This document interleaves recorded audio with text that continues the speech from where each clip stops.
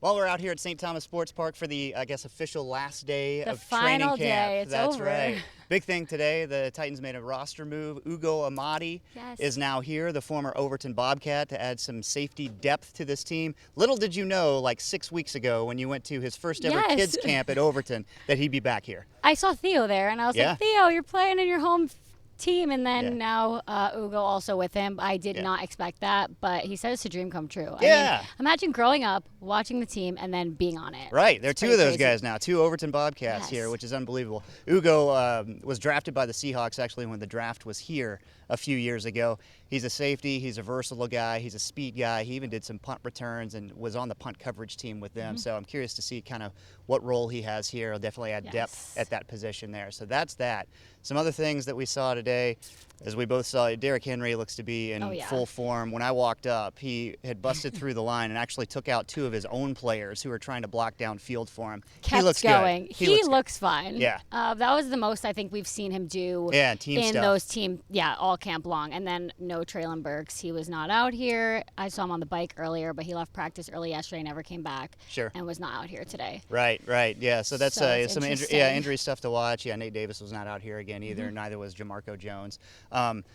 Housekeeping stuff on the offensive line. Again, at right tackle, Nicholas Petit-Frere to end camp with the starting group. Jordan Roos filling in for Nate Davis at right guard. So that's that.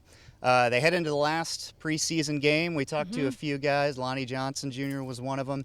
He's a veteran that they brought in, but we were talking about like nothing's official until it's official when the 53 is there. And so guys, there's some anxiety, I'm sure. Definitely, and even Kevin Byard, a vet, he says he's going to hype them up all game because he knows how stressful it is. He said his rookie year, he was stressed out about it. But the roster cuts happen on Tuesday, so there's a lot of guys that are going to get cut, last chance for everyone to put stuff on tape, and that's kind of what we're looking for. I'd be curious to see. I would assume that Malik Willis gets the start again, so he can go at least a half and play. We're trying to talk to him about what he's improved on this year, and he really wouldn't tell us because I guess he didn't want to reveal that stuff. He's a funny guy.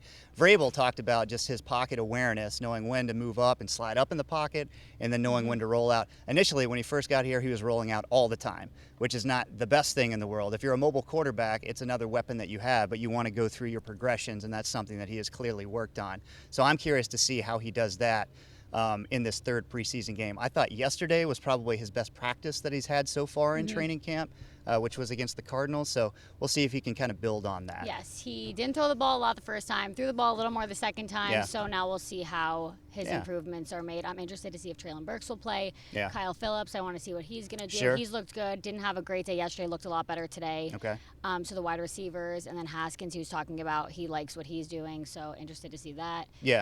Interested to see all the rookies on Saturday. Again, their last chance to go. This rookie class has been a positive thing, I think, overall in training camp, and a couple of guys are really going to be big contributors right off the bat for this team. So that's kind of a big thing there.